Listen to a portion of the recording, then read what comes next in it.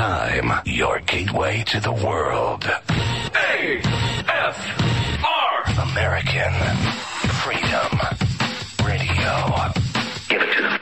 Get real and heal. Listen to Christie on Soul Journeys Radio. I hope you are having an awesome day. This is TrutherGirl Sonia's show, and obviously I am not TrutherGirl Sonia, but I'm glad I'm here, and I'm sure she will be here with us in just a moment.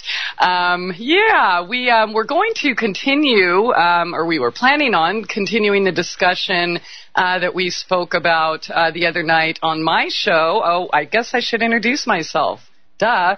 Okay, this is Christie Aphrodite of Soul Journeys Radio, and I have a show here on AmericanFreedomRadio.com Tuesday, Wednesday, Thursday evening, 7 to 9 p.m. Central. I'm also the creator of MyTrueEssence.net, holistic health coaching and skincare products. Healing products and such. So, yeah, Sonia was on my show Wednesday night, and we were talking about trauma, the first hour with Michelle Rosenthal of HealMyPTSD.com. And then Sonia and Anita. In fact, it was the first Anita Hit interview ever, so that totally rocked it. But we just did not have enough time to go over that topic, so she asked me to come here and talk about this topic here with you all. Now all we need is Sonia. Hi, I'm here. I'm on the line. Thanks, Christy, for starting for me. Yeah, for some reason I couldn't answer Skype, so but I'm here now, and I'm happy that you're here with me. Welcome to your show. Oh, yeah, thank you. Yeah, well, I'm so glad to be here with you. So I hear you just kind of introed it. Oh, by the way, I just want everybody to know that the chat is open. That's TrutherGirls.chatango.com, TrutherGirls.chatango.com. And so you kind of let them know we're going to be talking about PTSD, and I kind of missed the first minute there. Did you tell them about yourself? Because you have a great show here on AFR, Soul Journeys. You get into a lot of really interesting topics. And so you were talking about PTSD the other day. So where should we start? What do you think? Do you think that, have you had things in your life that you could have PTSD from? Do you think a lot of people have that? What do you think?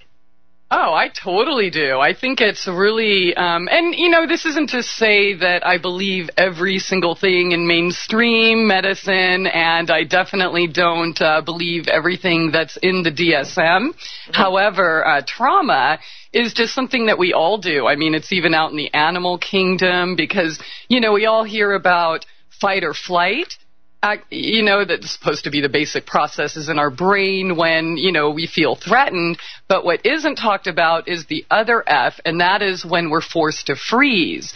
So there's a lot of overlooked trauma, such as even having surgeries that you absolutely agree with. So I think it's awesome that, people like Michelle Rosenthal and Peter Levine and other people are talking about this topic. So we can get healing, because I don't know about you, Sonia, but I grew up. I mean, you know what? I'll tell you how I discovered that I had to recover from trauma. It was literally just like 3 years ago. I accidentally bought a book called Waking the Tiger, Healing Trauma, and I bought that because I thought that it would help me help other people in my holistic health coaching practice. And little did I know, until about getting to page like 174 or something, I'm like, wait, I have trauma. Holy smoke. So I remembered all of these situations in my life because I learned how they call it the blueprint for repetition, where we actually reenact the same types of scenarios. They use, for example, people that, they used a typical like prostitute or something, or stripper, or, somebody involved in the sex industry who, most likely was abused on some level sexually. So that's one way to reenact it. Some of the ways that I reenacted it, for example, when I was growing up, I grew up without a dad, and I just kind of thought that, I thought it was normal. I mean, it probably did hurt, but I would never let anyone know. And people would always say, oh, you poor thing, you don't have a daddy. And I'm like, what are you talking about? I'm fine. Keep a stiff upper lip, and came from a very stoic family. But, before I didn't have a dad, there was quite a bit of abuse and trauma involved. So how I chose to reenact it in my path was dating abusive and violent people who would then, betray me and disappear. And so here I am reading this book like 3 years ago thinking, I don't have anything to heal from. I'm perfect.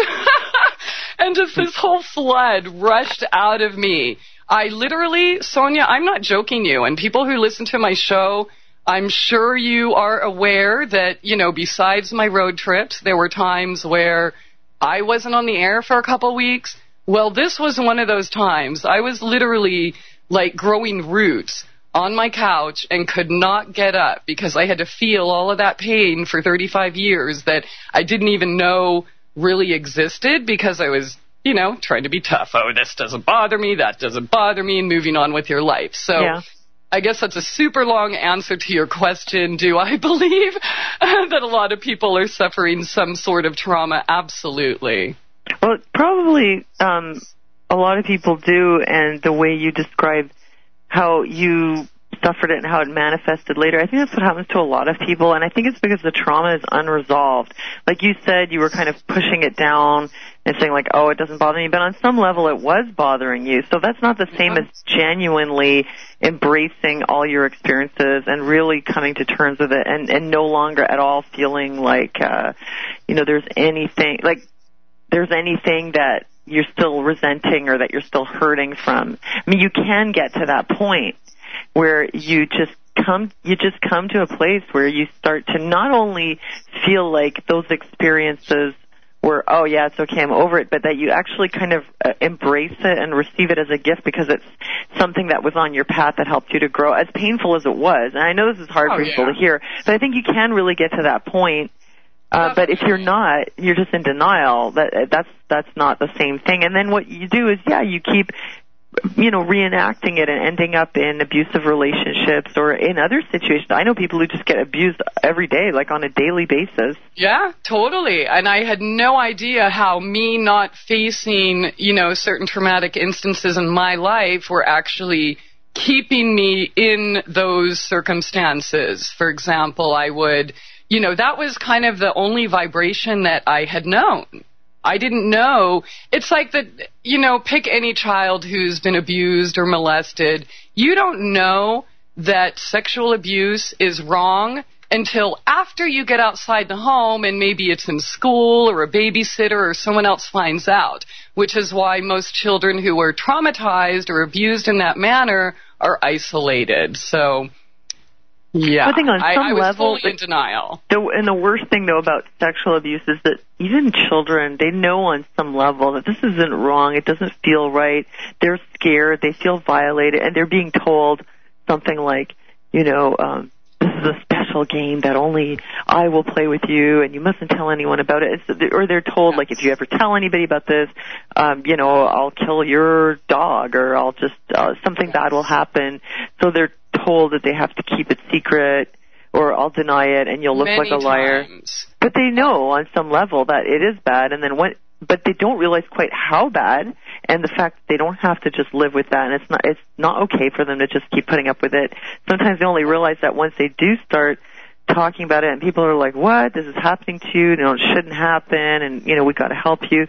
For any kind of abuse, because kids really just they don't necessarily know better. They're very trusting, and so then at some point it starts coming out, and then that's a hard phase to go through also, because then they feel like why did this happen? They start feeling really angry, or what happened? They blame themselves. Yeah. I've totally experienced everything you just stated in my own experience, but if you don't mind, I'm feeling, I don't know, Spirit's asking me to share another real life situation that I've never talked about publicly. Do you mind? No, go ahead. course not. Okay, and the only reason I am is because, I mean, we can read all the books in the world about this. We can talk to all the psychologists, and everyone's going to have their one answer, and the experts, and unfortunately, it's not always the same for everyone. So here we go. I'm going to try to talk about this. Okay. Some of, my friends and maybe some listeners know that my daughter was raped and sodomized. And this was when I was living in Utah, and I was a single mother, so I had to work every day of the week, including Sundays. In Utah, Sundays is one of those days where every single thing is closed, including daycare. So I had to pay who was a friend of mine at the time, an ex-cop, and her son to watch my babies on Sundays. And this went on probably 2 to 2.5 months, and I'm not sure how many times the actual act happened, but my daughter was being raped and sodomized during these Sundays at work. And the crazy thing that, totally blew my mind, first of all, the experience when, you let the authorities know that are going to protect you, the tests and everything they do after the fact, rape kits or whatever they call it, are way freaking traumatic, okay? And so, yeah, they could finally determine and prove that, she was violated in her pee-pee and her bum-bum. And the crazy thing is that we were friends with this family. So they went to our birthday parties, we went to theirs, we went to the park together, we did things together. So when I found out what was going on, Samantha would try to explain it to me in the red pee-pee snake. What was really, really sad and shocking for me was, this was my first daughter. I didn't know anything about raising children. Like, when do they discover their private parts? When do they start touching them or whatever? So I noticed one day that she was very red there. Mm-hmm. And I just, I didn't know what to do, but I called my mom. I'm like, Mom, is this normal? Does she have a rash? Or, she wasn't speaking yet. So she couldn't just say, hi, somebody violated me and, did this to me. So young. Yeah, she was under 3. It was awful. Right when she turned 3. And is this your older or your younger daughter? My oldest. Really? Yes. And, there's a whole lot more to the story. Like, we discovered all these crazy magazines and blah, blah, blah. And yes, he pled guilty, blah, blah, blah. But I just want to focus on the emotional part of it. Mm-hmm. So here we are when we come to realize that she was being raped and sodomized. Obviously, I had to remove them from the situation, right? Sorry, Cody, and, he's not our friend anymore. He's not coming over anymore. Guess who was the bad guy? Not the rapist. I was the bad guy because I wouldn't allow their friend to come over anymore. And they screamed and cried tears over us not being able to hang out with them, never cried a tear over what was going on physically. I know that it probably had to hurt, and what she was able to vocalize was, totally heart-wrenching, but I mentioned before, she said, the red pee-pee snake, and, well, did it hurt? But, how can you really know? It looked to me like it had to have hurt. And, why didn't anyone tell me? And, so here I am in Utah where nobody does any evil except for the outsiders like me who aren't, perfect Mormon wearing their magic underwear. I came to find out that the neighbors knew that was going on and never said anything to me. He's, oh yeah, well, I'm glad they're not there anymore. There was all this screaming all day long. I worked 12-hour shifts on Sunday, and nobody told me that this was going on. But yeah, so the anger and rage was actually directed towards me for being the bad guy for not allowing their friend came over. So that's when I discovered that, they know that it doesn't feel good, but they don't know that it's wrong. Well, Wow, that must have been really hard for you as a mom. You could say that. I can only imagine. Yeah, it was terrible. And it's, you're now in this situation where I'm sure every parent says at some point, or at least thinks, so anybody touches my daughter, I'm going to kill him. Mm-hmm. I mean, that's just a normal That's what they're saying. They're saying that right now in the chat room. They're saying I would have killed them. Yeah, well, wait till you're in that situation. Mm-hmm. Okay, not to mention this cop who was dating the judge who had to recuse himself in this situation. I mean, it doesn't work that way, because let's say I would have gone to kill him or hurt him or violate him in some way, then I would be in jail, and then my daughters wouldn't have anyone. Right. Yeah. So there's definitely that rage inside where you're like, oh my God, you're mad at the world, you're mad at the babysitter, you're mad at your friend, you're mad at, everyone, and total, suffering, loss. But at the same time, there's that fine line of responsibility. I'm not going to say that rage was not there. That rage was, and probably some of it is still there.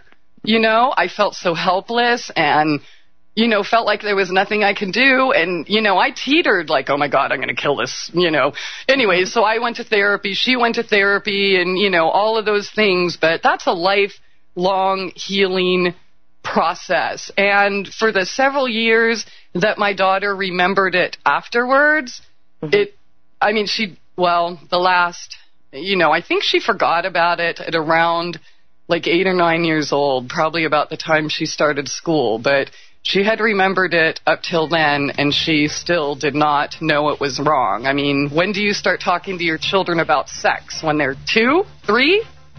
Mm-hmm. No, not when they're that young, but yeah. But we're going into a break, but everyone stay tuned. I'll be back with Christie on the TrutherGirls talking more about PTSD in a moment. It's time to get real and heal.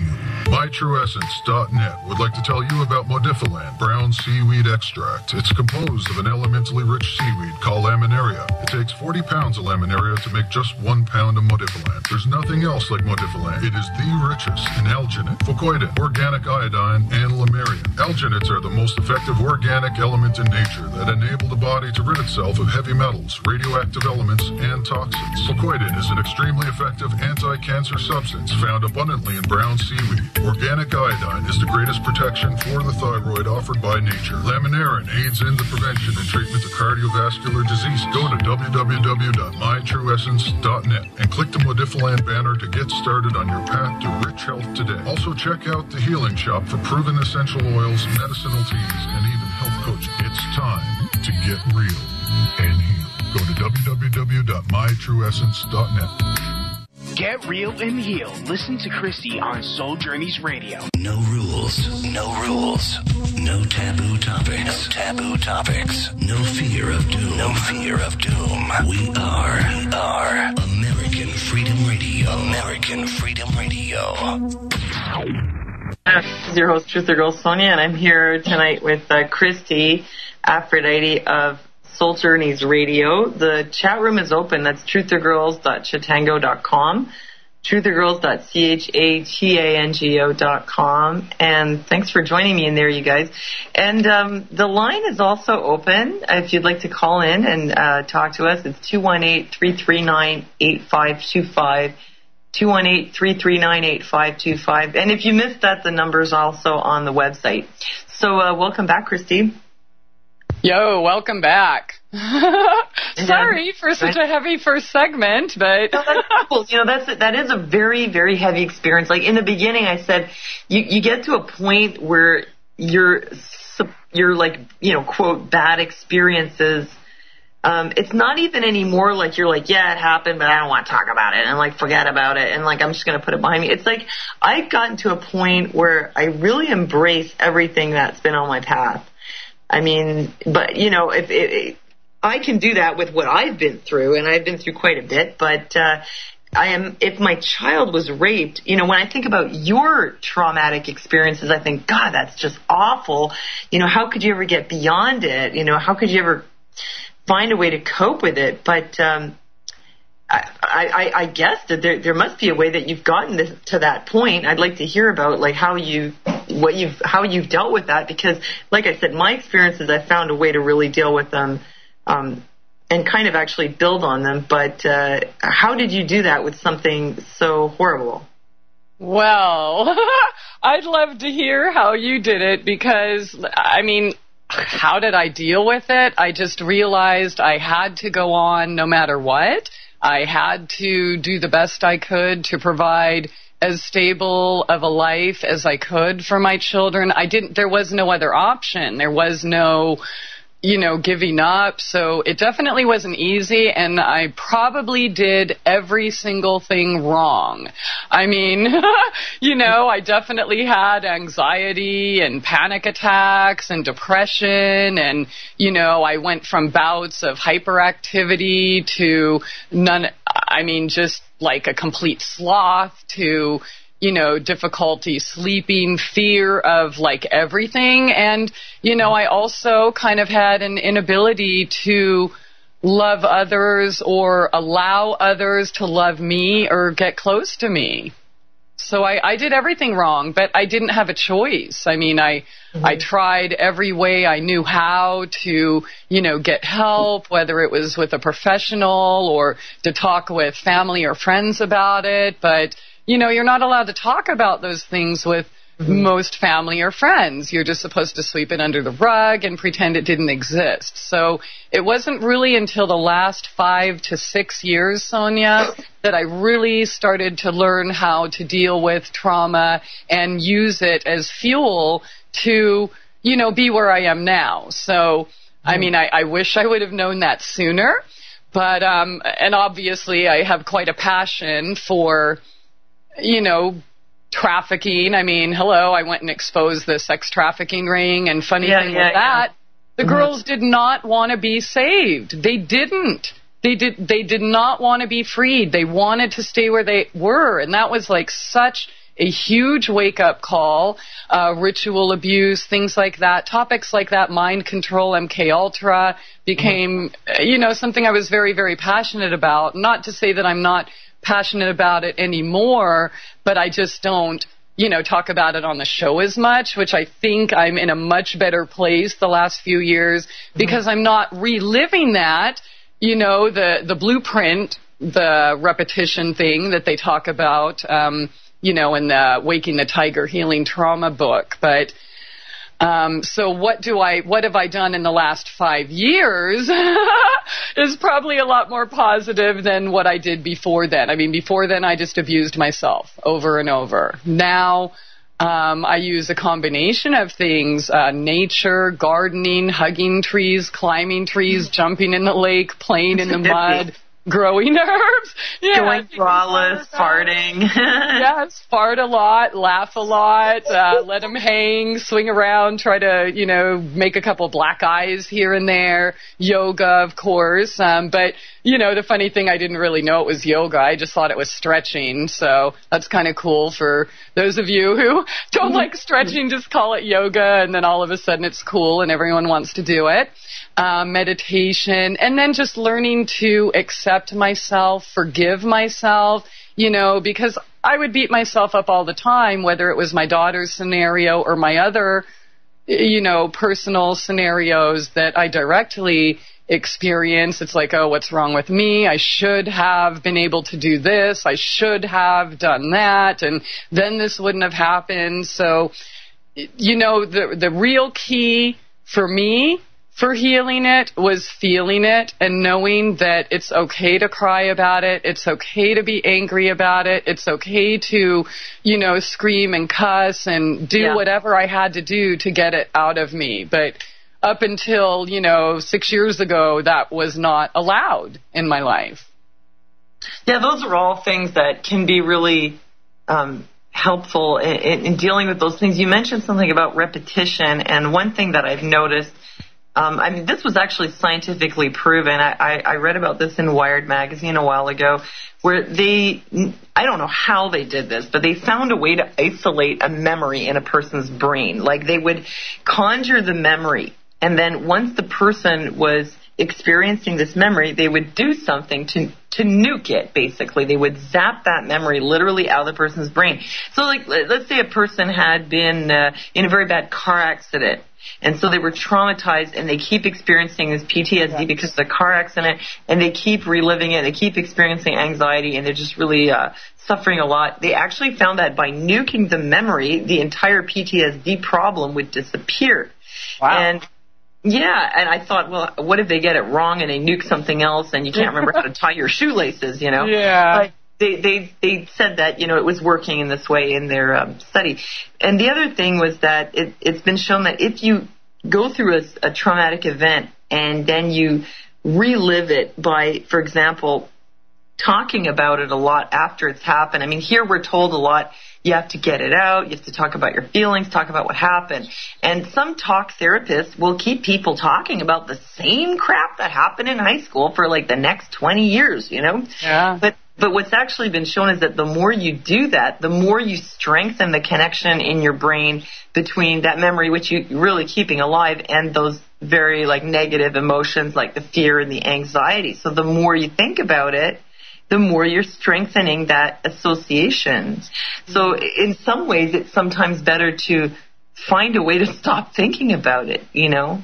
I could see that. Well, if it's something bad. Well, it's been shown, and like, for example, at one point, my husband's YouTube account got hacked, and I was just a total nervous wreck about it. I just felt like somebody had broken into my home. You know, we felt really violated. Yeah. I mean, it was really scary, and I would be out, like, at the bus stop or something, and I'd just suddenly be seized with all this anxiety about, like, you know, about the fact that it'd been hacked and, like, what if it happens again and this and that. And eventually I had to find a way to just stop at all thinking about it, because it was getting to the point where I didn't even want to get on the computer. You know, I had to force myself through it. And because I did that, because I forced myself to deal with it, just to get on there and, like, try not to think about that, eventually I got over it. I don't feel like that anymore. But if something bad happens, I've noticed this before, something bad happens, you keep talking about it, and you'll remember it so much better, and you'll have all those negative feelings. And sometimes, though, something happens that you just can't forget. Like, you were asking me about my traumatic or PTSD experiences. Well, I was a bit of a strange kid, and I got kicked out of summer camps and schools. I had some, like, difficulty socializing. I had a lot of weird quirks to me, and basically that ended up leading to me having kind of low self-esteem, and I ended up having a bit of an eating disorder, like, not really bad, but basically, you know, I had some problems, and my parents ended up sending me to this crazy school where it was run by basically a lunatic, and it wasn't even properly accredited, and they didn't even give us our academic credits when we left. But being there was pretty bad experience. I mean, it was a bit like being in jail or like being in a cult or something like that. Although, you know, we had good times too, but there was a lot about it that was bad, and they finally got shut down by social services.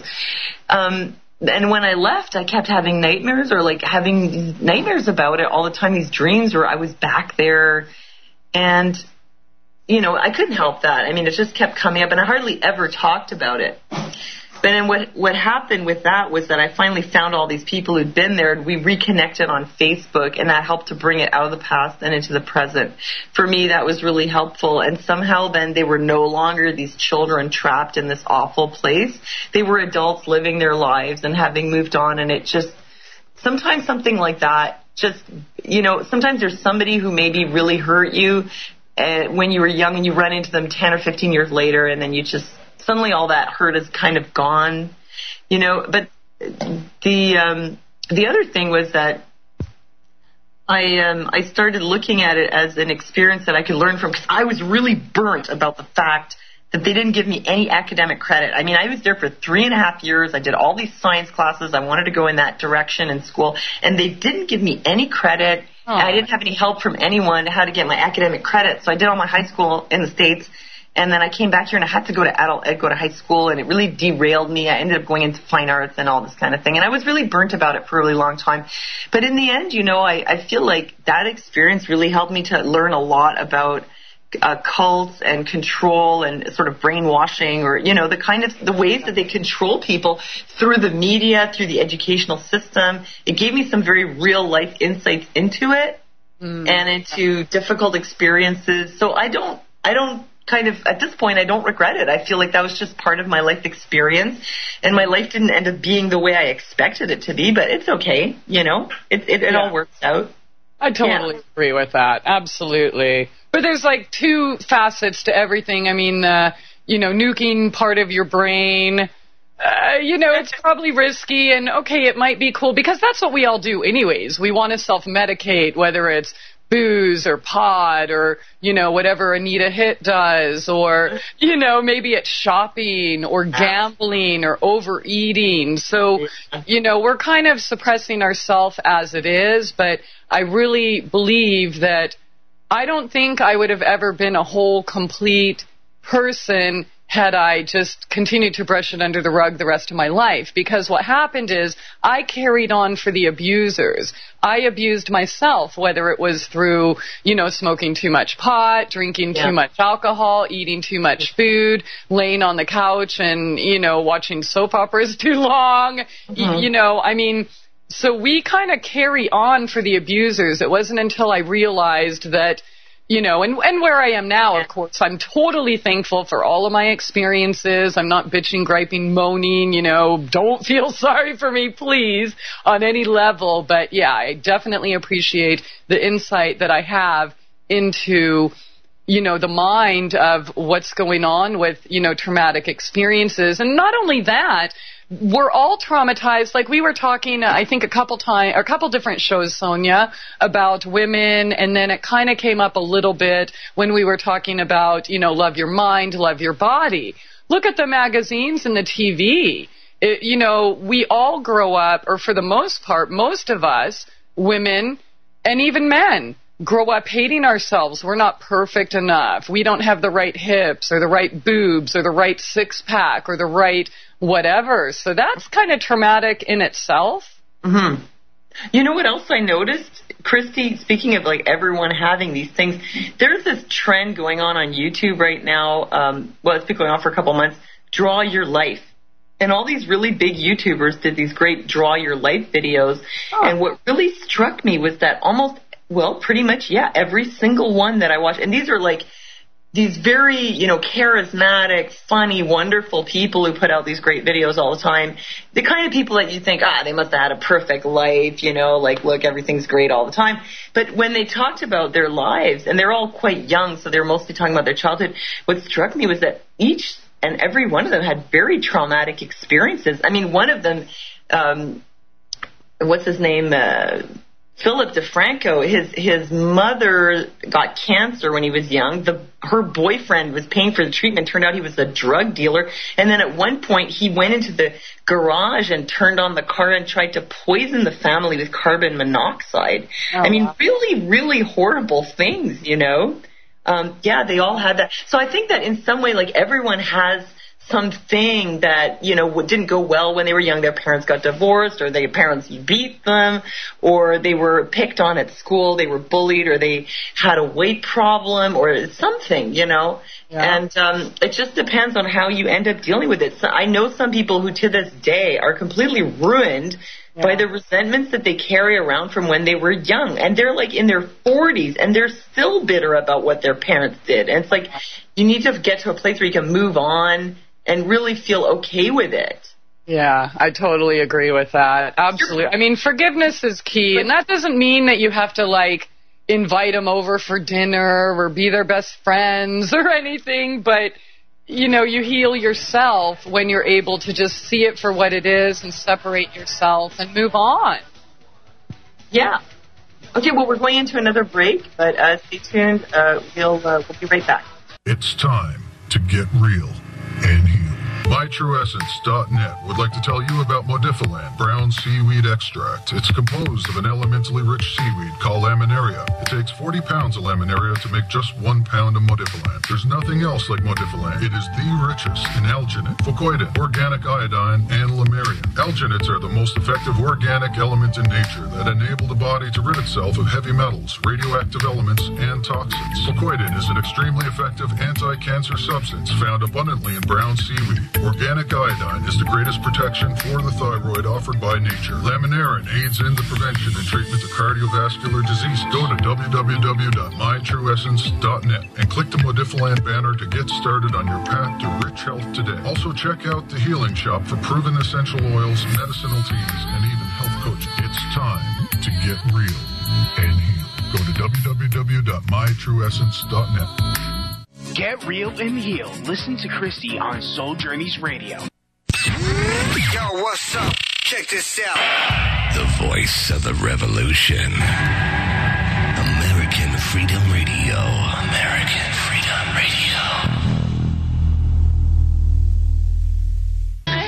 Sonia, and the chat room is open. That's TrutherGirls.chitango.com. And thanks everyone for joining me. And the line is also open if you'd like to call in. It's 218-339-8525. 218-339-8525. And that number is also on the station website in case you didn't get a pen. So we're talking about PTSD and how common it is and how you can deal with it so that it doesn't drag you down for the rest of your life. I'm here with Christie of Soul Journeys Radio. Welcome back, Christie. Thank you. Glad to be back. So, well, you know, before we left off, I was just saying how I know a few people who they still have resentments from when they were young. And, you know, I think a lot of people get that. They're kind of like, oh, my mom never took me to, I don't know, soccer practice, or my parents didn't buy me enough clothes, or my parents spanked me too much, or my dad was never there, or whatever, you know. But you know what's really helped me in terms of really not having any grudges for my parents about anything that they did, because I'm a mom. So once you're a mother, you kind of realize that becoming a parent doesn't actually make you perfect, you know. That's true. So, like, we have expectations because I guess we get this impression that everyone else's life is perfect and fine, and these things don't happen to them, and it's not right, and our parents should have done better. But really, the parents, I mean, most of them, I think, maybe some of them that are a little, you know, a little strange or have something wrong with them, don't. But most parents love their kids, and they really want to do the best for them. But sometimes, you know, you make mistakes or you learn as you go, right? I mean, yeah, definitely. Every kid is an individual. They don't come with the manual. So, you know, it takes, I'm still figuring out what really works for my son and what he really needs. And some of the things that I thought, oh, well, when I'm a parent, I'm going to do this or I'm going to do that and I'm going to do it differently. And then I find out, you know, that doesn't really work for him. He doesn't really like to have, like, for example, a loose schedule, you know, or just, like, do a lot of things spontaneously. My son actually likes to have everything really predictable, you know. So just for example, you just learn as you go. But if you don't realize at some point come to terms with your life and your experiences, and you keep holding on to resentments, especially regarding your family and your early life, it's really going to drag you down. I mean, I know some people that are just still very much affected by resentments from their childhood. And I think it colors their whole world. You know, it affects the way they see the world and the way they see themselves. And like you said, you keep reliving that trauma by recreating situations where you're being abused or where you're just not taking good care of yourself and you're trying to escape. Yeah. And that'll just keep happening until you get to a point where you embrace your past. Yeah, I definitely agree with that. Absolutely. It's, I mean, there has to come a time where, okay, so I wasn't loved exactly the way I thought I should have been, but, you know, maybe it was all, you know, as you pointed out, what helped you a lot is to become a mom and realize that, wow, mom and dad really aren't God. They're humans just like me. And as a child, we kind of look to them for that. And when I became a mom, I'm like, oh my God, when I was a child, I thought adults knew everything. They had all the answers. And I'm like, wow, I don't have any answers. How can I be a mom? Yeah, well, that's it. Where they're just regular people, and then you just have this responsibility for a kid. And I mean, you can't always get it right. It's not possible. Yeah. You know, like I remember being told that when you put your kid to bed very strictly and say, nope, 7 o'clock, got to get in bed, that they protest, but they interpret that as you loving them, because if you're too lenient, they'll think that you don't love them, and that you should put them in the corner because they'll interpret that as you caring enough to discipline them. But I do think you have to put your kids to bed, you know, and not just let them stay up all night. But, you know, I tried putting my son in the corner, and he's really, really sensitive, and it really just didn't work. It didn't work. Yeah. And some people were saying, oh, you just got to keep doing it, do it over and over again. It didn't work. It actually made him really resentful. Yeah, I experienced the same. Yeah, so I read a lot about, you know, Super Nanny, and I have the Super Nanny books, and I really did do that, but I found that in the end, what works really best with kids is a lot of love, and the discipline techniques, you just have to kind of adjust them. But so in our case, definitely, like love and acceptance is big, because I think one big mistake parents make is that we believe that we're supposed to be their God or their authoritarian or their, you know, we also believe that we're supposed to have all the answers, you know, just like the children do. So we don't treat them like the perfect, beautiful little adults they are, and I think sometimes we don't allow them to express their free thought, and, you know, we don't allow them to take part in decision-making and things like that. So, I don't know. I kind of learned that, again, the hard way, and so I learned that I had to give my children choices, and also their punishments were also choices, but they knew ahead of time. Well, Mom, can I sneak out tonight? Well, fine. If you do, you'll just be on restriction for, you know, a week or whatever.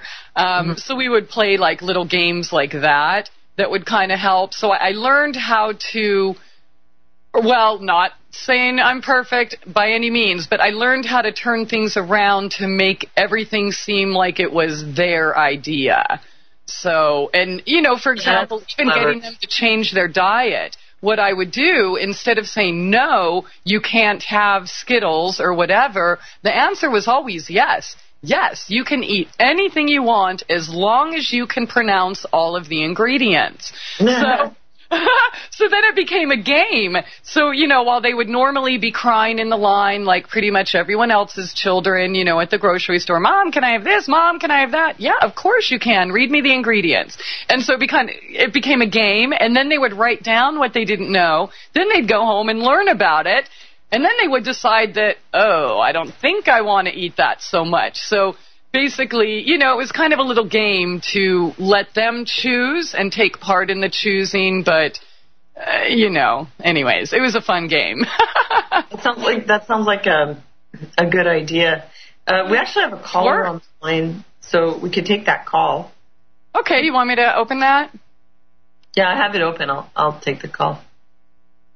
Hi, area code 506, you're on the air. Welcome to the TrutherGirl. Yeah, hi, Sonia. It's me calling again, Baby Mouse. I thought I was going to bed, but I decided, I don't know, every time I call up and it tells me that I'm on queue, and I never seem to be able to get through unless I leave you a message saying I'm waiting to chat, so I don't know what that's about.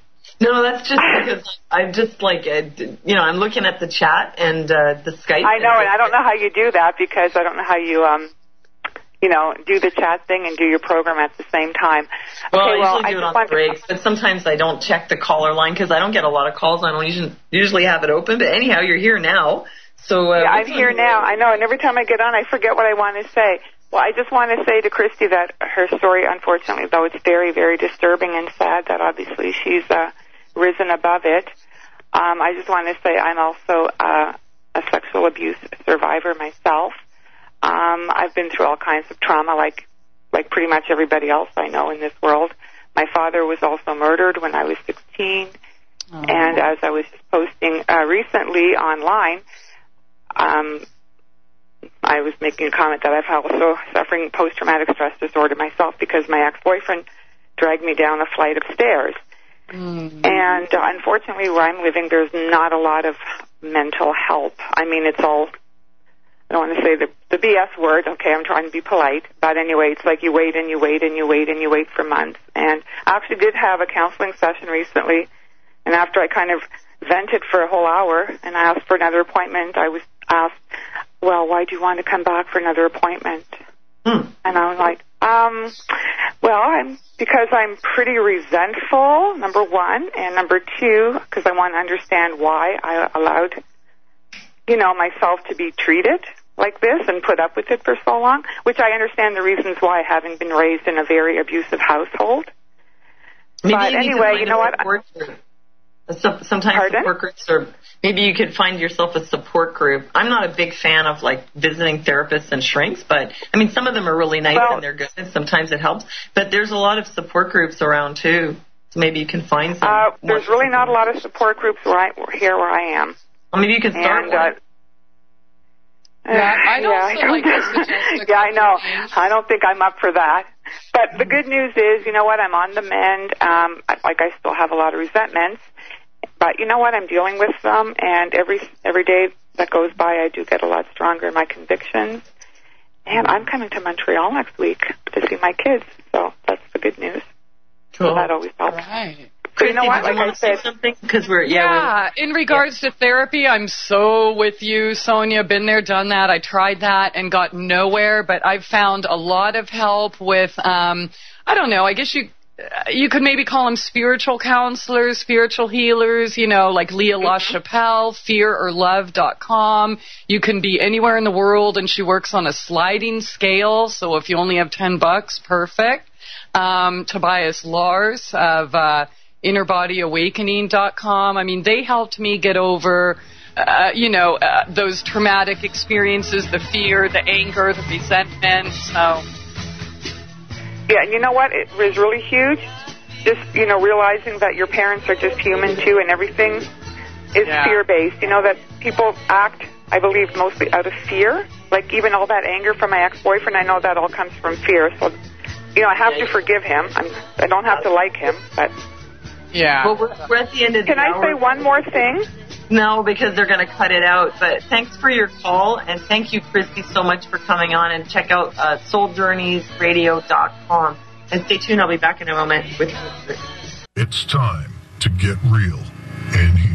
MyTrueEssence.net would like to tell you about Modifiland brown seaweed extract. It's composed of an elementally rich seaweed called laminaria. It takes 40 pounds of laminaria to make just 1 pound of Modifiland. There's nothing else like Modifiland. It is the richest in alginate, fucoidin, organic iodine, and lamarian. Alginates are the most effective organic element in nature that enable the body to rid itself of heavy metals, radioactive elements, and toxins. Fucoidin is an extremely effective anti-cancer substance found abundantly in brown seaweed. Organic iodine is the greatest protection for the thyroid offered by nature. Laminarin aids in the prevention and treatment of cardiovascular disease. Go to www.mytrueessence.net and click the Modifiland banner to get started on your path to rich health today. Also check out the Healing Shop for proven essential oils, medicinal teas, and even health coaching. It's time to get real and heal. Go to www.mytrueessence.net.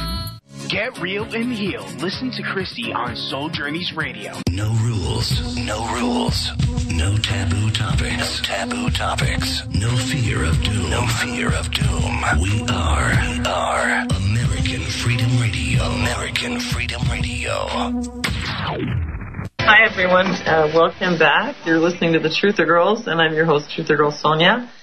And the chat room is open. It's truthergirls.chatango.com.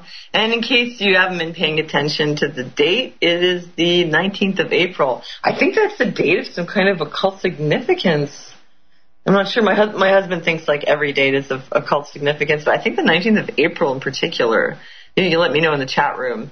Anyhow, that's truthergirls.chatango.com. And I'll be joined now by Ruppert Quaintance, who's the host of the Hyatt's Ruppert show on YouTube, vlogger and comedian and social commentator. He does really great blogs on there, and they're always very interesting and very humorous. And he also has a show on flagshipradio.com. So welcome to the show, Ruppert. Thank you very much. It's nice to be here. Well, it's nice to have you here. So I told my listeners that tonight we were going to be talking about the Boston bombings. Maybe you could tell us a little bit about how did you get into doing these videos on YouTube, and what is your goal with the videos? Let's see. The show started out of sheer accident. I had discovered how to rip videos, and I had recently finished up a project that involved live music that was taking up a lot of time, and the show had passed, and I really didn't have anything to do creatively. I wasn't working on anything. So I had a camera. I had these 3 videos that I had pulled, and I was just like chilling in my kitchen one day, and I just started talking to the camera. And since I already knew how to edit well, I just edited it all together. I think the first episode was like 3.5 minutes long or something. And then, what was the other question that you asked me? What is it that you try to accomplish with the show? Is it for entertainment? Is it for activism? Is it your form of therapy? I mean, what is the sort of mission of your? I think you pretty much just hit the nail on the head. For me, it's a way, instead of me like lashing out at people in bars or just, like yelling at people like, you're wrong. Yeah. I don't really have to do that anymore. If anybody wants to know what I think about something, it's in one of those episodes somewhere. That's such a good point. Yeah, it's the same thing for me. Like, ever since I've been doing YouTube videos, I no longer have this compulsion to truth people all the time, like randomly when I meet them. So it kind of takes the pressure off, like on a day-to-day level. I figure, like, what is the point of arguing with this one person when I just made my point and like 5,000 people on the internet heard me make it? So what am I going to gain? Who cares what they think? Leave this person alone.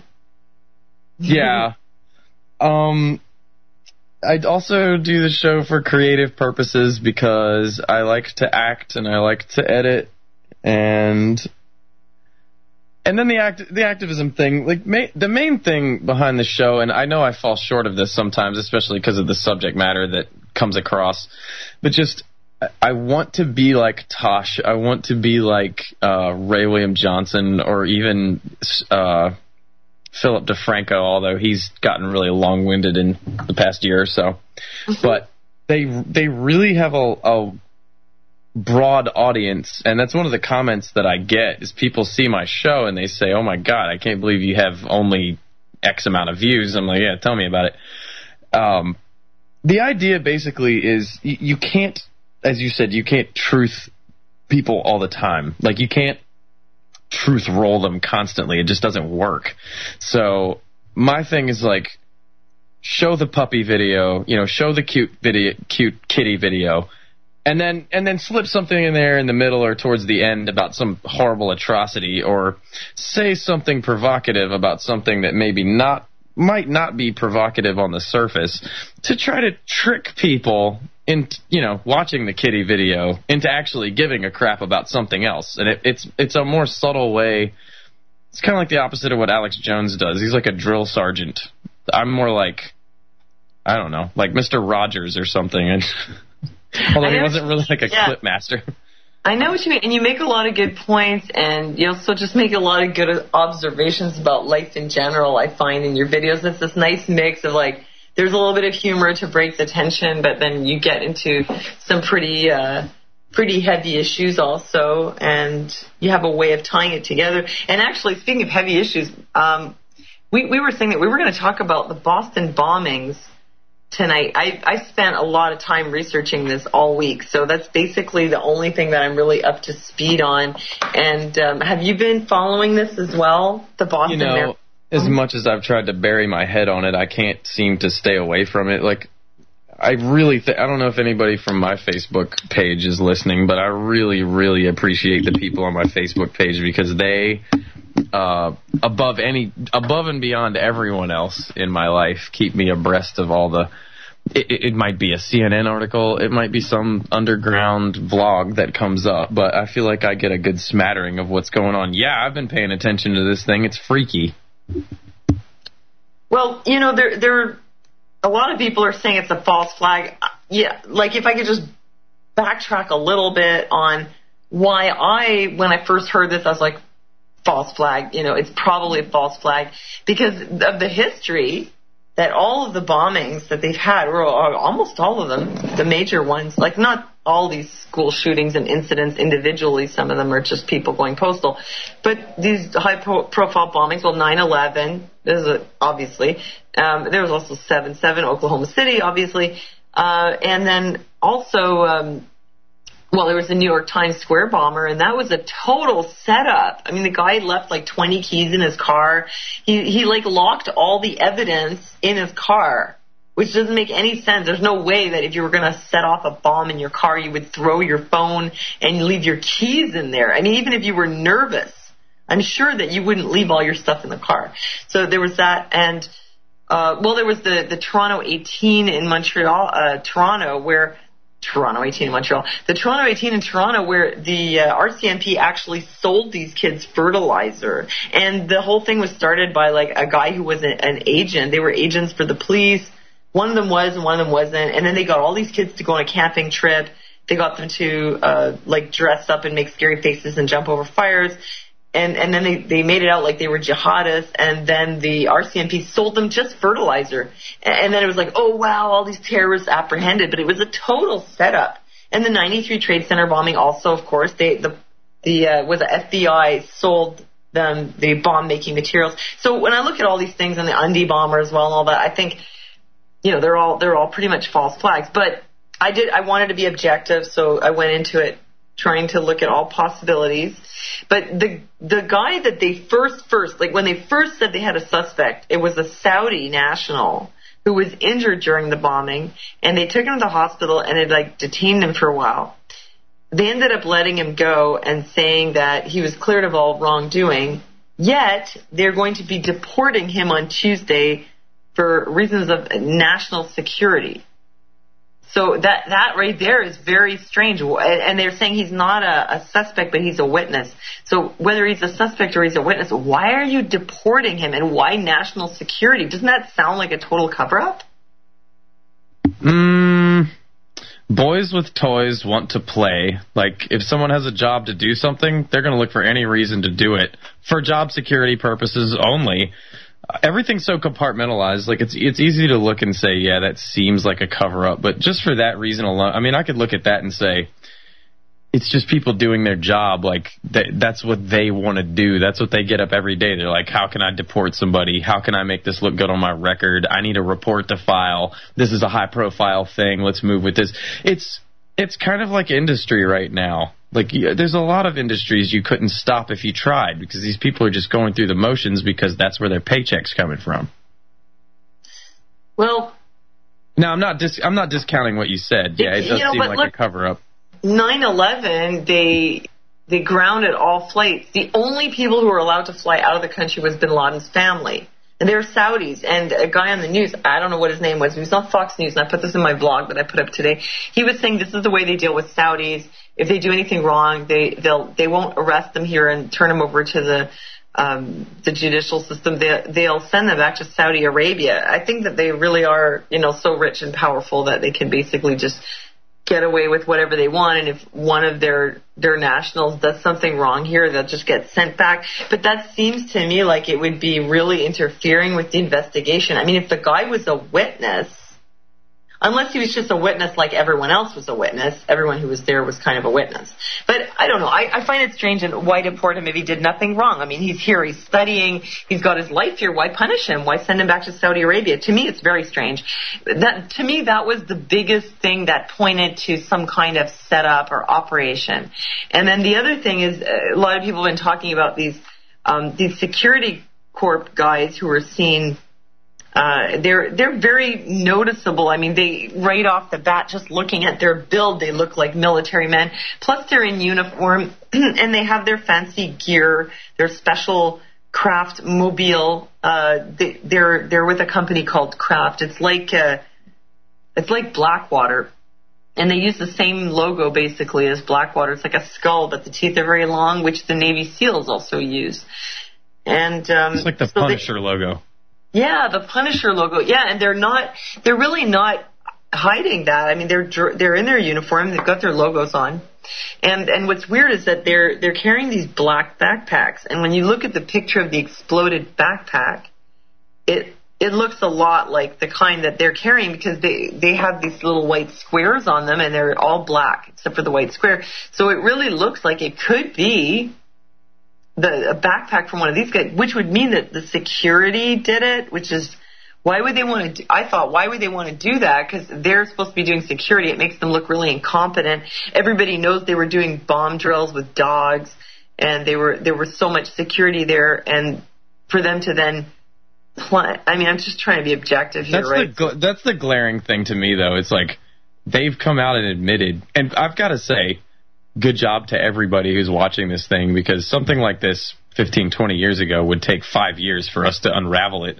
Within hours, people have picked this thing apart, picked out pictures, gone through security tapes, and looked and said, hey, what about these guys? What about this? What about that? My thing is, bombs went off.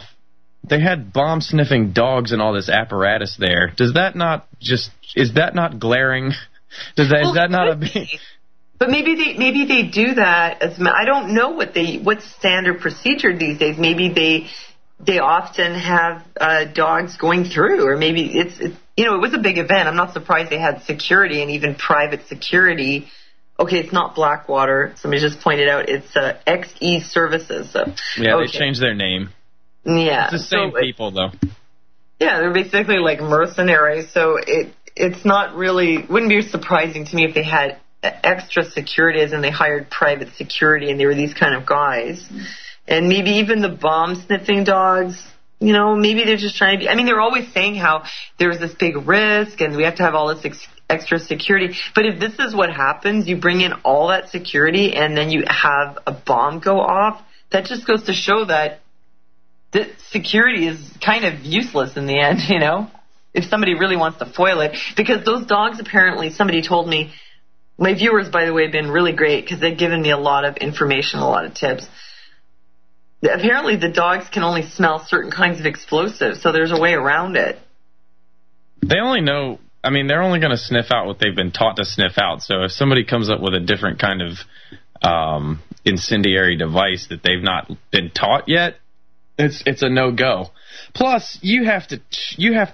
I don't know if you've ever watched a bomb-sniffing dog work, but you have to sort of make them do it. They're not passively looking for anything. It's they point, they lead them around and point and point and point and point, right. And finally the dog will either hit on something or they'll just look at you like, what? So... Yeah, and I heard that they have to be pretty close to the bomb material, that they won't smell it from across the room.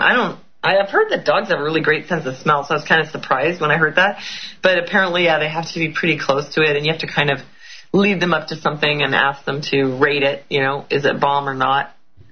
So I don't know, yeah. It's possible they just missed it. But it is weird, the backpack, I just posted the picture in the chat room, which is TrutherGirls.chatango.com.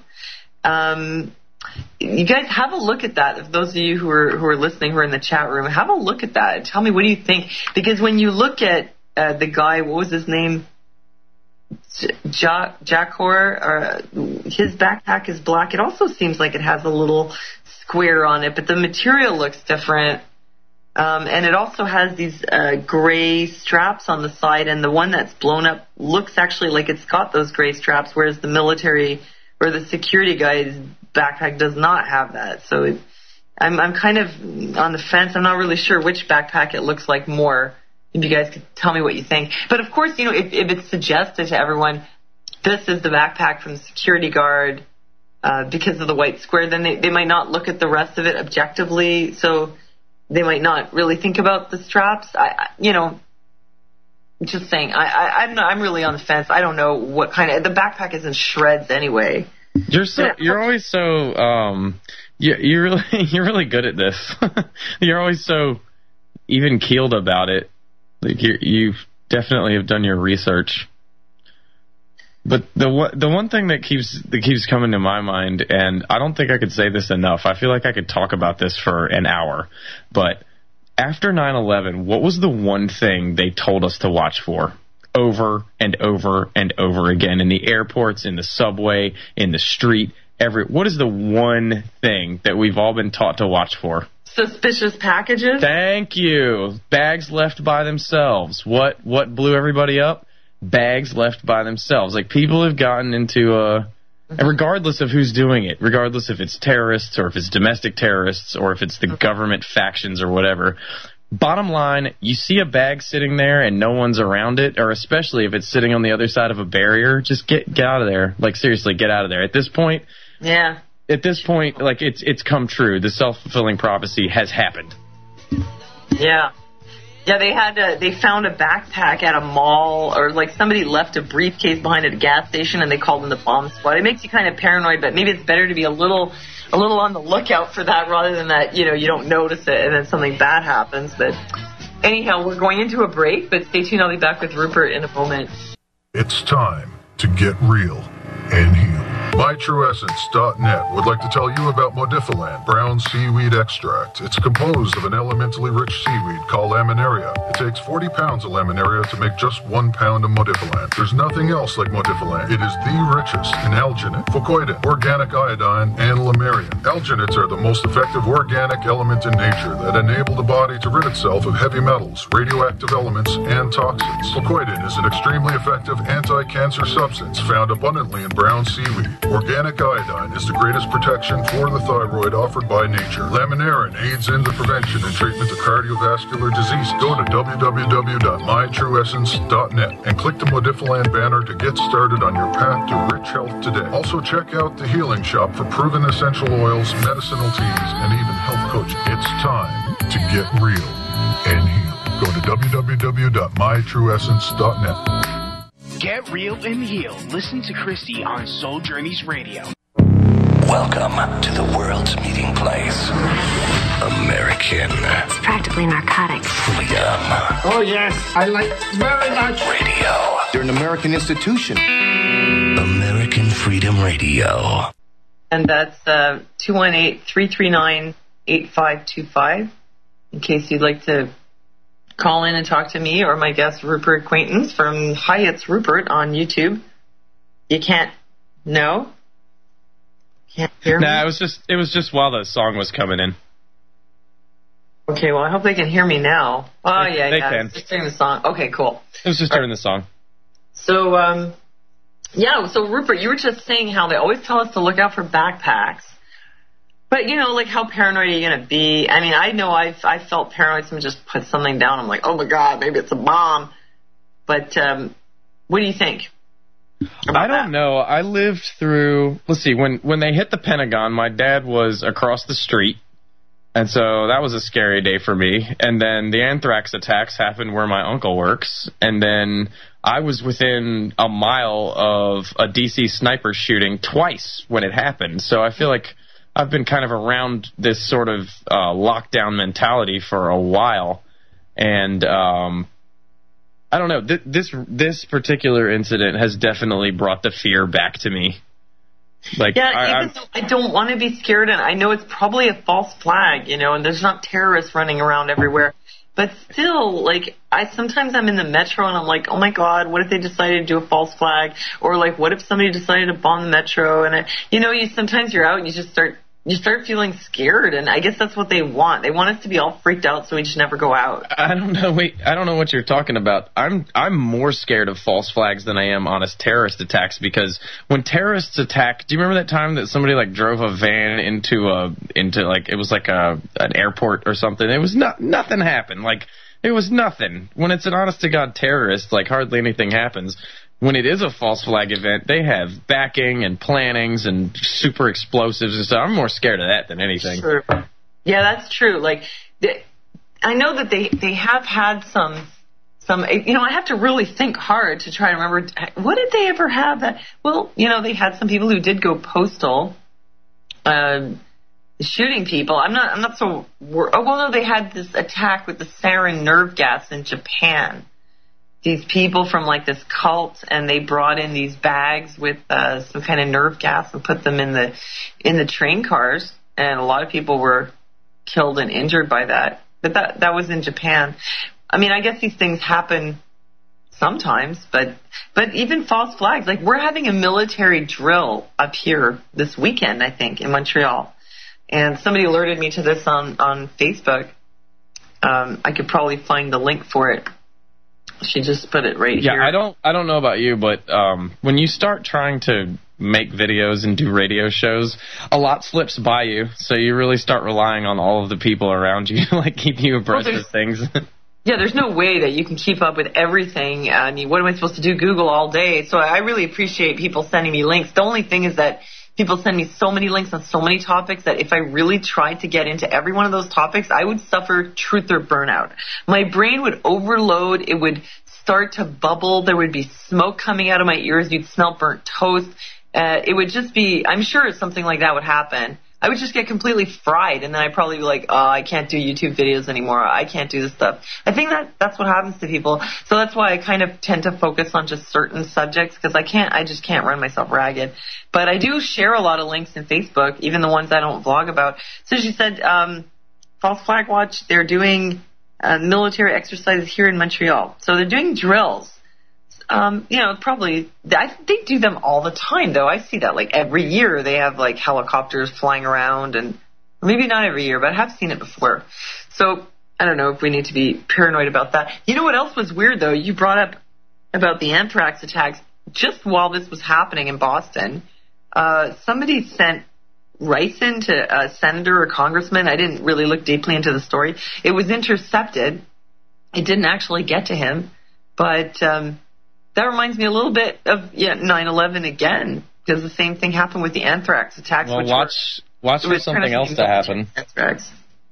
I think something else will happen too. Well, I mean, there's a lot of speculation about that Waco blast too. I mean, are you following that too? Yeah, I saw it, and I saw the video that it looked like it was a missile or something going in. Of course, the thing was already on fire.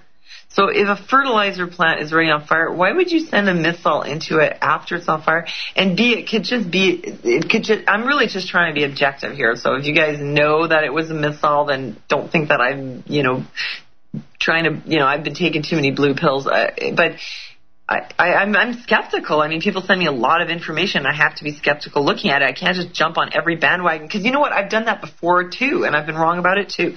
So anyhow, it looked like it kind of looks like it could be something coming in, or it could just be an explosion that looks that way for some reason. And I know that they had a lawsuit with Monsanto, but so did a lot of people. And how did the lawsuit turn out? I'm not really sure. But, it's a fertilizer plant that caught fire. I don't really know why that has to be a false flag. And the hospital there's a hospital there that was going to do a drill. But you know what? Hospitals and schools and cops and all kinds of groups, like, they do drills a lot. So the drill that they were going to do was, just probably to train their personnel to deal with certain kind of situation. I don't think that necessarily has to do with the plant. I mean, not automatically. Although with this Boston bombing, I'm really, seeing the guy getting deported to Saudi Arabia and the backpack, and also everybody who knew these two, they all said this can't be. First of all, they're Muslims, right? They're Chechnyan, and they're supposedly Muslim. Their mother, actually, I have an article here. Her name is Zubaidat Tsarnaeva. Apparently, she was a bit of a truther herself, like a little bit of a conspiracy theorist, and she was saying that 9/11 was an inside job. So maybe I didn't hear that. I heard her say that her kids were she was saying her kids were set up, and so did the father. Yeah, the father said it, the aunt said it, and apparently, not only that, but all the people who knew them, they're like, no way, there's no way they could have done that. And if you think about it, imagine somebody that you know who's like very calm and nice and kind of normal and like chilled out, and who isn't talking about, like, he's not like rabidly fundamentalist about religion, and then somebody says they did this, and you'd be like, no way, right? So I try to imagine if somebody told me that somebody that I knew who was like that did something, and that kind of reaction of no way. So if they had that reaction, they all had that reaction, you know, maybe it really was a setup. And they're Muslims, supposedly, but the older brother, Tamer, oh, it's so hard to say their names. Tamerlan, I think was his name. He was married to a Christian. Is married to a Christian woman. So what kind of a Muslim, like, extremist is married to a Christian? Yeah, the word Muslim has been dragged through the mud. I actually am supposed to go to a truther wedding in Canada. I think I told you about that. Like, my friend is marrying the love of his life. She's Muslim. He's Christian. Like, this is something that's happening in the global scheme right now. So, yeah, it doesn't really do a lot of good for the Muslim argument if he's married to a Christian. Yeah, it reminds me of like Muhammad Atta, who is supposedly Muslim extremist, and he was dating some white American girl and doing cocaine and all this stuff and getting drunk in Maine, Portland, Maine. You know, I mean, that doesn't sound like a Muslim extremist. I actually think that Muslims are just like getting a really bad rap around here. I feel like they are too. Now, we're talking about all this, all this setup stuff. Because my first study of any of this had to do with the Kennedy assassination, and if you go into detail, you learn a lot about operatives, and you have to go into Lee Harvey Oswald's background. All these people who are implicated, and let's just stick to the Boston bombers. It smells, feels, and looks exactly, to me, at least on the surface and what little research I've done, it smells and looks to me like these people are being treated exactly the same way Lee Harvey Oswald was. It's just everyone around them saying no way. He's saying no way. And it could be a Manchurian Candidate. People don't take that stuff seriously, but I've actually interviewed people who were programmed like that. It's not some imaginary thing. It's not just some rumor. Like, they really do that. But could they program them to carry out several acts in succession? And if that's even true, because they were at the marathon. I mean, supposedly that's them on the footage. Right. But then they supposedly robbed a 7-Eleven, hijacked things, killed a security guard, and engaged in a shootout with the police. And they're at MIT. You know what? Something doesn't make sense here, because they say that they were throwing like homemade bombs out of the window. But if they left their backpacks there, and then they took off, and then they had to carjack a car, how could? Because they said this was really strange. They said that they lobbed a bomb that was like a pressure cooker out the window of their car, and it flew, like 20 yards, which is 60 feet. I mean, is this guy on bath salts or what? How can you lob a pressure cooker 60 feet? That didn't make sense. And what is it doing in the car in the first place? You mean to say that they left the marathon and they're running around with pressure cookers on them, and they managed to carjack a Mercedes, and they've got all this gear still with them? Something just doesn't. It's starting to sound like the Incredible Hulk, like it's some kind of Hulk or something. It's like a little bit, Marvel Comics. It doesn't sound believable. No, it really doesn't sound right at all. I even heard like normal people, and I don't mean to like separate quote unquote us from other people, but we talk like this and they don't. But there were people watching the news, and even they were raising the questions like, okay, you are the most wanted person in the world right now. Why would you even stop at a 7-Eleven? If you had a clear shot and no one was pulling you over and no one was why would you stop? They have cameras in there. Stop and rob it. And another thing is, I've known people who were bank robbers, okay? And I myself was a runaway once, okay? And I hadn't committed a crime or anything. But what you do when you're on the run, one of the very first things you do is you change your appearance. This guy in the picture, he's got this very scruffy, shaggy hair. I mean, that's a really obvious trait that people can spot, because most guys don't have that kind of hair. And, of course, they had their baseball caps. I hope they at least would have had the sense to well, I don't hope, because, if they really did this, I would hope that they would get caught, so that's all fine. But let's say that if some criminal does something, you'd think that they'd have the sense to ditch their baseball caps and, like, change their hairdo. I mean, the first thing I did was I got a haircut, and I changed my hair color. And the person I know robbed the bank. The first thing he did when he got out of there, he changed his clothes.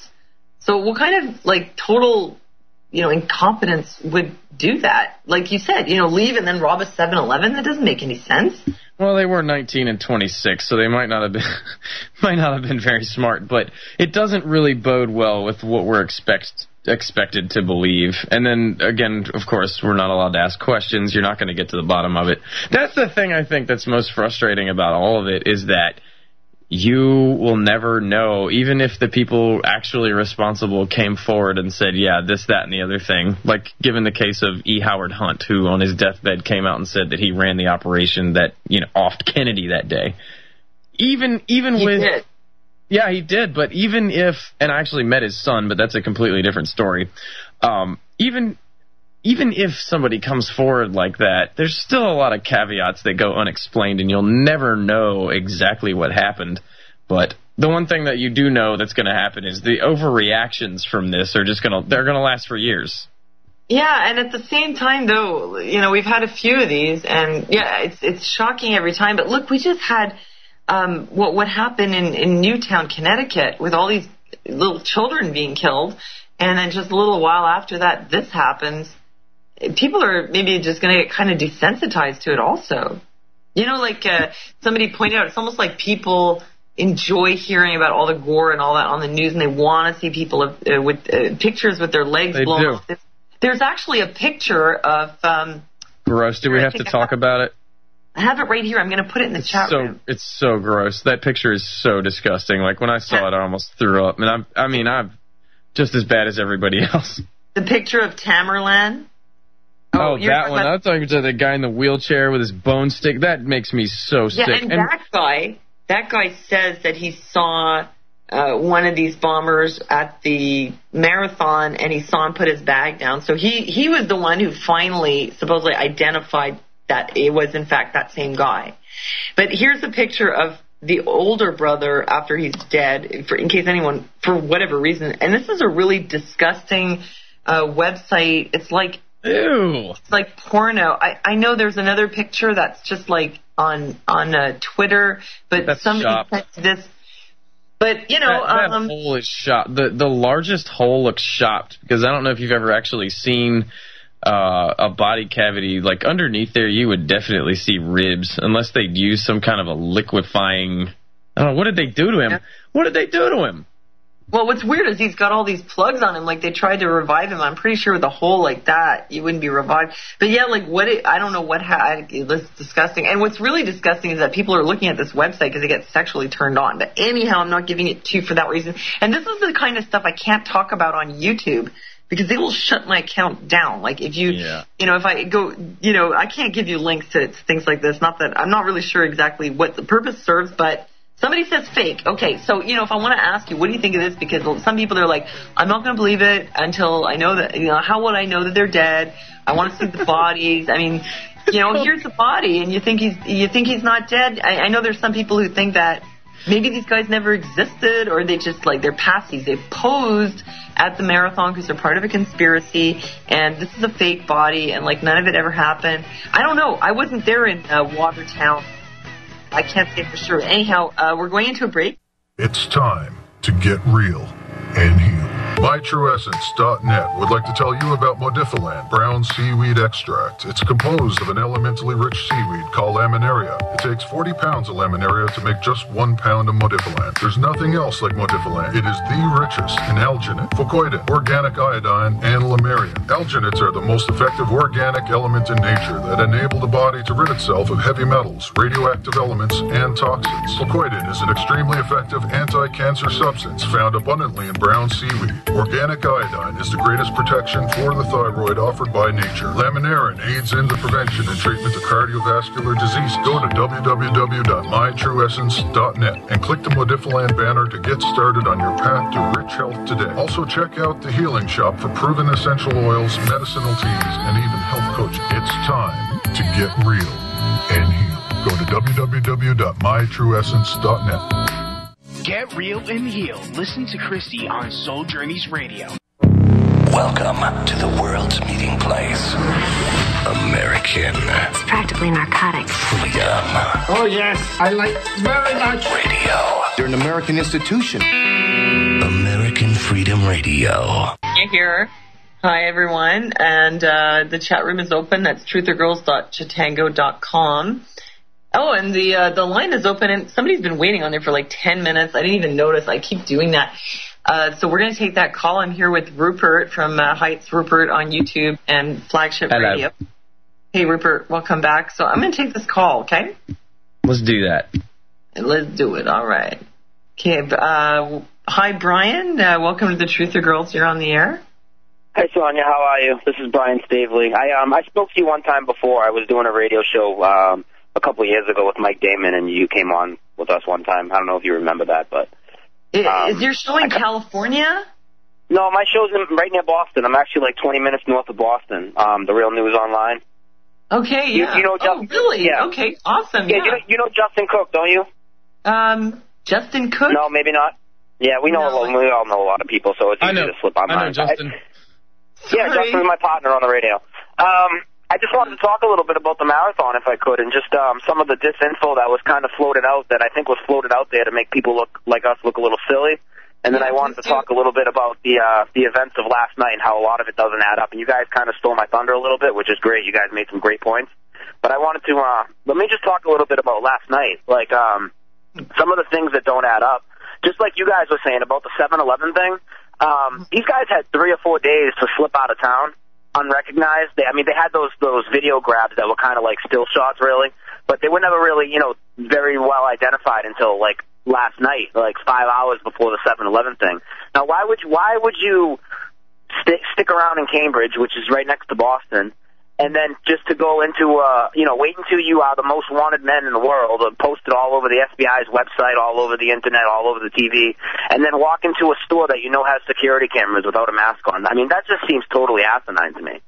Oh, yeah, for sure. It doesn't make any sense to me at all. Unless these guys were completely, like, whacked out on drugs or something, it doesn't make any sense. But now with that argument, I think it kind of fails because people will say, well, maybe they were just really stupid. Well, if they were really stupid, they wouldn't have been able to build these bombs if they really did, and they wouldn't be able to carry out the attacks and get away with it. They had to be pretty intelligent guys. You know what I mean? The younger one was a medical student. You don't get into med school if you're stupid. Yeah. And here's another story that they were floating out. When it first started breaking last night, I couldn't go to sleep. I stayed up all night into the morning. I watched the whole thing, and I probably slept an hour at like maybe 10 in the morning when it started to slow down a little bit, and I got back up, and there was just too much going on to go to sleep. But the thing I wanted to say is, like, they started out by saying these guys were in the country for a year. Okay, before they changed their story, they said these guys were in the country, in the United States for a year, and they were citizens of Massachusetts. One of them had a Mass driver's license, yada, yada, yada. Okay, and then they went on to say that these guys had some outside military training, which is fine if they were here for a year, but then they changed their story. Once they started interviewing family members, the uncle, the father. First they interviewed a friend, and the story went to, it was like 2003, 2004. Then they got a hold of the uncle. It was, they were here since 2000, 2001. And if you just do a little basic math, that brings us back 12 years. So you telling me this 19-year-old was 7 years old when he finished his military training? He was already done learning how to make bombs and fire automatic weapons?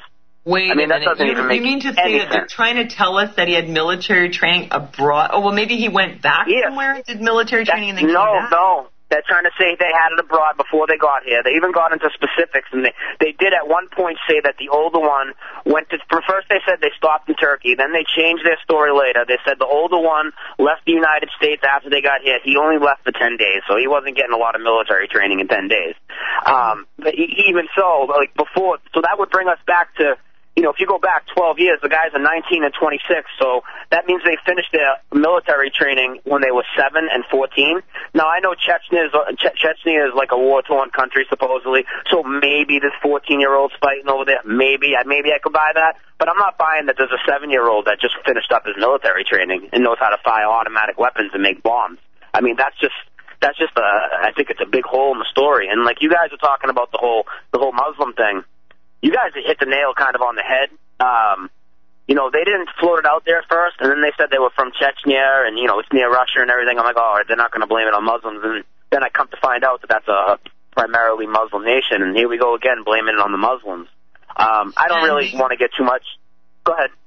Well, and they mentioned in one of the articles that his mother wears a burqa, so they were pretty devout Muslims. I mean, if she's wearing that, yet the older one is living with a woman who's a Christian, so, you know. But so what if she's a Muslim? You know what I mean? Like, I'm so sick of Muslims getting a bad name, and I just feel like, you know, I don't know how much you guys look into, like, you know, who's really pulling the strings of the government and stuff, and I'm not going to get too deep into it, but I do feel that there's a big, like, Vatican-type influence, and it's really kind of like almost like a religious cleansing almost. You know, you'll notice that we talk about, oh, we'll go get this dictator, go get that one, and it's never a primarily Christian country. It's almost always Muslim countries. They're not any worse than the Christians. And I'm not taking sides here. I'm not religious at all. I'm not taking sides at all, believe me. Why did the... what do you guys think about that? They're definitely targeting them, and they try. I mean, I was surprised, too, when I heard Chechnya, and I was like, oh, it's not Muslims for change, and sure enough, turn out to be Muslims, and they make sure to mention the mother wears a burqa, like, just to remind everyone. And then, you know what? I've seen a lot of people on Facebook posting about Muslims and how they want to kill us all, and we got to get them out of our country. And, well, that's pretty, you know, that's just terrible. It's just creating a lot of hatred for nothing. Yeah. The mom was talking like that the kids have been talking to the FBI for 5 years. Did anybody else see that? Yeah, no, I saw that. I didn't verify it. I saw it was written in a few articles. Now, I watched her video where she did like a 4-minute interview, and I didn't hear her say that. She was saying things like, oh, they were set up. I think the pictures were fake, this and that. But you got to kind of take that with a grain of salt until you look into it a little more, because any mother or father is going to defend their kid's tooth and nail like that, you know? But it's definitely worth looking into. I'm going to take more of a look into that tonight. I found a link right here. It's just from it's from the Mail Online. It's 3 hours old. It says FBI interviewed Boston Marathon bombing suspect Tamerlan Tsarnaev, 26, for possible extremist ties 2 years ago, but found no incriminating information. Yeah, I did see that. I would definitely like to verify it, but I'm not doubting you at all, because I have seen it a bunch of places. But you know how it is until you really make sure you know what you're talking about. I mean, I don't doubt that. There are some things I do doubt about this whole thing, besides just the you know, last night with the 7-Eleven thing. I mean, everything that happened after it too. Now, obviously, some stuff happened. If we are to believe what we saw on the news today, and this guy was held up in a boat and all that, then obviously they probably did do something. But yeah, the whole thing with them going in the store after they're plastered all over the internet as the most wanted people, that's absurd. Carjacking people, shooting police officers. Now, I can't say that it didn't happen, but it just doesn't seem like these guys already got away with bombing the marathon. Why didn't they leave Monday night? You know what are they doing sticking around in Cambridge? You know what else? Now, I'm looking at the picture here on this article, saying that he was questioned by the FBI. I'm just going to put that in the chat room. And hold on, let me just find it here. And you know what? When you look at Tamerlan on the left and then the suspect on the right, I mean, they both have a nose that kind of it's big and it kind of curves slightly to the left. But he doesn't. It could be actually a different person. I mean, they could have actually. That's not the same guy. Look at the jawline. No, totally not the same guy. No, the shape of the head is smaller and it's rounder, and the lips are different. I mean, they could have actually taken a guy who looked similar and planted him there to make it look like they were there, and then they could have. Who knows what they did? They could have just, maybe they had these guys already before they did all that, and they're just like shelving them somewhere, and then they pull this whole thing off. And then they just kill Tamerlan and say this happened this way or that way, and the whole thing. And then he can never tell his side of the story. He can never tell his side of the story. And since they floated out there that he blew up kids, and the big pot. Never mind just shooting the MIT cop dead and shooting the transit cop and putting him in critical condition. You know, the way his brother went out, they said he had explosive vest on, and then the younger one drove over him with the car. Now, let's look at that for a second. So they say he has an explosive vest on. That just gives them all the reason to shoot and kill the other guy on sight when they get to him, because they're going to think he has an explosive vest on. Now, if you're a cop, are you going to go and try and handcuff that guy? No, I mean, you're probably going to just shoot him first, which then they did fill him up with holes. Hopefully the guy's going to live in the hospital, and we'll get to hear his side of the story. The other thing, too, is, okay, this guy carjacked SUV Mercedes from Cambridge and drove it into Watertown. I don't know if you guys are familiar with this area, but Cambridge and Watertown are both right next to Boston. Those two towns are right next to each other. It's a short drive. It's not a long drive. So they drove into Watertown with the Mercedes. Now, they've already killed a cop in cold blood that was in his police car. They got tons of cops chasing them because they robbed the 7-Eleven. Their faces are on there. They were already saying that these guys are probably the marathon suspects. So there's tons of police presence behind them. They get in a big shootout with them. I don't know if you guys watched the shootout last night. Well, you heard it on the video. You couldn't really see much, but there was like 100, 150 rounds fired, right? So the older brother dies. He gets run over by the car. And this guy, this 19-year-old driving a friggin' SUV, is somehow able to smash through the police barricade. And not only that, he's able to actually get away from them. I mean, that's, I don't know, man. You just killed a cop. You blew up some kids. You blew up people's legs. It says now that he did not rob the 7-Eleven. The director of corporate communication at 7-Eleven says the surveillance video of the crime was not taken at a 7-Eleven, and the suspect that did rob the 7-Eleven does not look like Tamerlan or Dzhokhar Tsarnaev. I just put that in the chat. So what's the story with that tape? That tape is of him, though, but, right? Either way, if he didn't rob the store or not, he shouldn't be walking in a convenience store displaying his face when his face is all over TV, either way, you know? Yeah, well, so I guess a lot more information is going to come out, down the road. We're just about at the hour. Yeah, well, thank you very much for calling in. I really appreciate your input. And, well, thank you very much for coming on with me, Ruppert. Anything you want to mention before you go? Yeah, check me out. Hi, it's Ruppert on YouTube, and then pay attention to the overreaction that's going to happen after all this goes down. It's going to be crazy. Okay, well, thanks. Well, thank you, everybody, for listening in, and hope to see you next week. Have a great night and have a great weekend. It's time to get real and heal.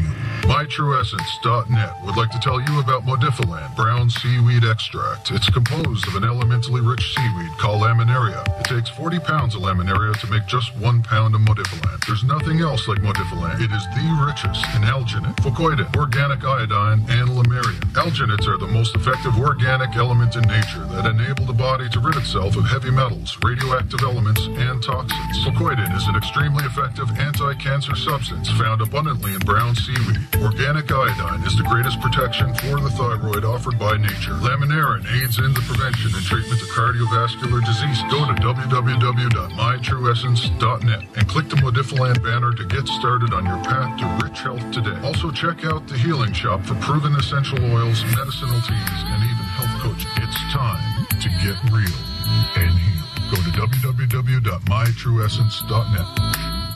Get real and heal. Listen to Christie on Soul Journeys Radio. You're listening to the future of talk. American Freedom Radio. This is American Freedom Radio.